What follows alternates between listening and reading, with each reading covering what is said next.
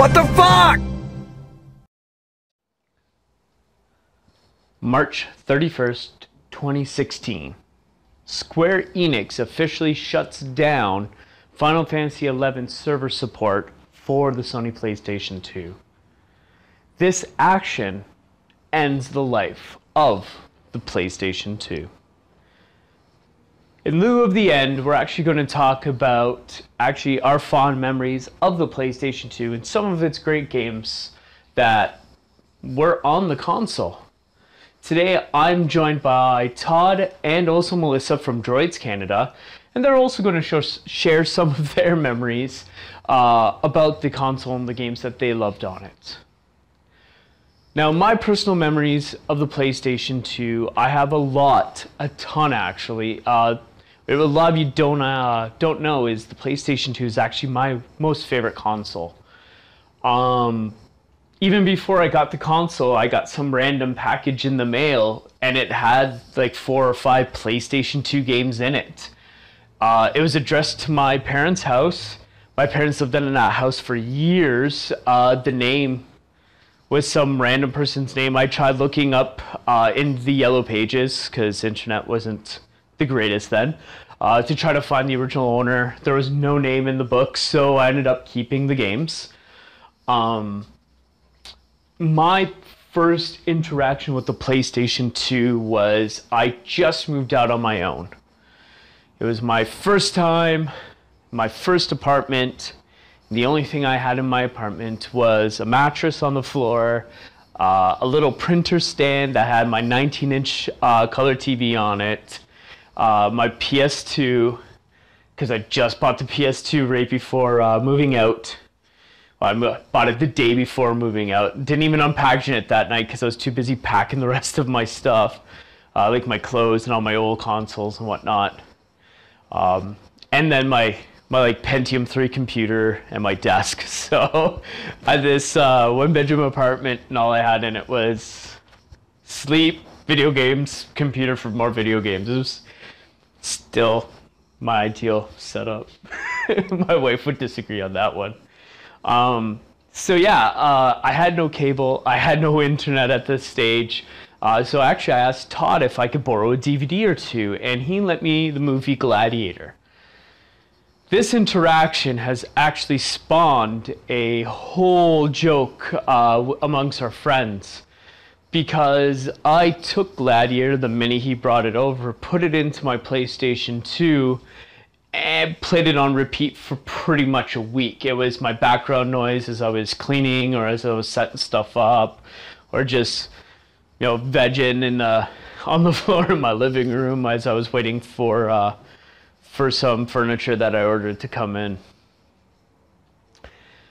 So yeah, the running joke pretty much is, oh, have you ever seen Gladiator? My response is, no, I've never even heard of the movie. It's a fantastic movie. But I would always joke that I've never seen the movie. Another one of my most favorite memories of the PS2 was actually one of my favorite game series, which is Grandia. And I was playing Grandia 2, and I just beat Grandia 2. Super excited that I beat it. I had this huge oversized red Mad Cat see-through red controller. And I touched down through it on the ground. It shattered. I didn't care. I was so excited that I just beat this game. And I was doing a little victory dance as the credits were going. And then the game continues. And I know I don't have a controller. I'm picking up pieces, trying to use this broken thing that once was a controller to try to move, and it wasn't working. I was screaming around the house, trying to find a new controller just so I could actually end the game. It's one of my favorite memories of during the PlayStation 2 time. With the PlayStation 2 also, I got to see some beta work. I actually got to beta a few games for the PlayStation 2, hence why I now have the network adapter. I got to try my hand at beta testing Jack X Racing, which I still have the disc. EverQuest 2, I got to beta test for, and then I also got to touch base and actually beta test Final Fantasy XI online. Also got to get that on PC as well. I still have the PC discs all mint in their box, but the PlayStation 2 one, I believe I had to return that one. So that's it for me for now for the whole, PS2 memories. I'm going to let Todd and Melissa share their feelings and memories. Yeah, so without any further ado, here's Melissa. Hey, this is Missy from Droids Canada, and I think my fondest memory of PlayStation 2 was when it first came out. I was so excited. I thought the graphics were amazing, and I would sit for hours with my older sister playing Tomb Raider, watching her fight giant spiders and figuring out hieroglyphics and just marveling at the fact that there was a really cool, strong female character. I remember wanting to be like Lara Croft, and that was a big kind of inspiration for me growing up, being, this badass with her freaking Uzis and her pistols, and I just thought it was so cool. And then I remember playing on my own. We played Resident Evil, and I believe it was Nemesis. It was like the hardest game I ever had to play, and I was constantly screaming when these zombies would pop out of corners and bash their way through doors, and it was so creepy. But it was so real at the time, and it's amazing that that was the peak of technology. And I think now that it's kind of coming to a close, it's really nostalgic looking back on when that was, the height of what we could look forward to, and how far we've come with graphics and with video games. So this is Todd from Droids Canada. The Kerplunq, who's also my best friend, have asked me to say some words about the PlayStation 2 servers going offline. And I guess a lot of people don't understand that how much of a big deal this is. And it's not just to geeks or nerds or gamers or whatever. This is the moment where it's officially vaulted. It's done, it's over with. There's no recycle of the PlayStation 2, it's gone. That's the best way to put it.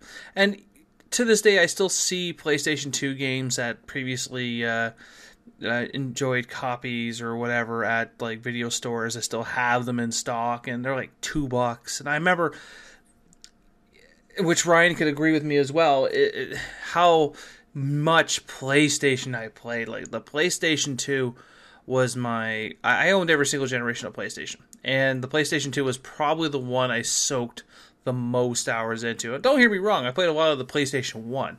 But the PlayStation 2 is where we got to see Gran Turismo and its full, how beautiful it was. Just so many other games that came into the fold on the PlayStation 2 that may have never came in the fold before. Wrestling games come to mind, because there was wrestling games on the PlayStation 1, but they weren't that great. Of course, when you get a PlayStation 1 game, you're like, oh, this game's amazing, because at that time, that was amazing, that was cool, that was something you obviously would want to see. But it was the PlayStation 2 is where the graphics engine kicked up in comparison, and it made you really think, like, holy shit, like, this is amazing. And one of my favorite franchises besides wrestling was the Metal Gear franchise. And we got introduced to Metal Gear Solid 2, Sons of Liberty. And Ryan can agree with this, I was really stupid for this game. Like, I logged so many hours into this game that I can't even comprehend. I played it so much. And there was no achievements then. This is pre-trophy era, where you just had bragging rights. You didn't have an online database where you go, bing, you look at my shit, look what I could do. I did this. You didn't have that. You had to call your buddy over, which Ryan can agree to, at like 4 o'clock in the morning. Go, dude, look what the hell I just did. This is fucked. I got it. I got it in one shot, and it was amazing, And obviously, you still had your save things, and which I don't miss the memory cards at all, not in the slightest. And it's very hard to find them nowadays. but it was Metal Gear Solid 2. I logged a lot of hours in. And then it was Metal Gear Solid 3 Snake Eater. Metal Gear was before Metal Gear. It was Big Boss and the Shagohod and another game.